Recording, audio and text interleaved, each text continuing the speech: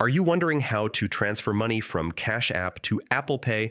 In this quick tutorial, I'll walk you through the exact steps, clear up a common misconception about direct transfers, and show you the fastest way to get your money moved. Stick with me until the end so you don't miss a single step. First, open your Cash App and tap the balance icon in the lower left corner of the home screen.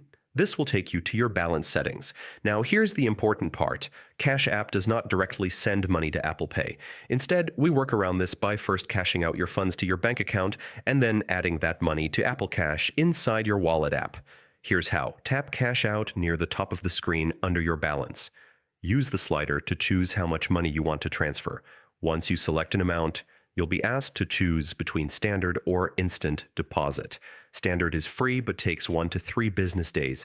Instant deposit moves the money within minutes, but there's a small fee between 0.5% and 1.75%. If you're in a hurry, choose instant deposit. Once the funds are in your bank account, open the Wallet app on your iPhone. Make sure your debit card is already added and is linked to the same bank account you used in Cash App.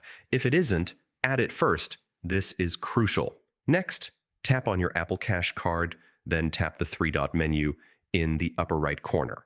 From here, select Add Money. Enter the amount you want to move. Note that Apple requires at least $10 for a transfer, then tap Add in the top right corner. Before finalizing, double-check that the correct debit card is selected. If not, tap the card selector and pick the right one. Finally, authenticate the transfer using Face ID, Touch ID, or your passcode. And just like that, your money is now available in Apple Pay, ready for purchases or transfers. So that's it. While there's no direct Cash App to Apple Pay button, this quick two-step process works seamlessly.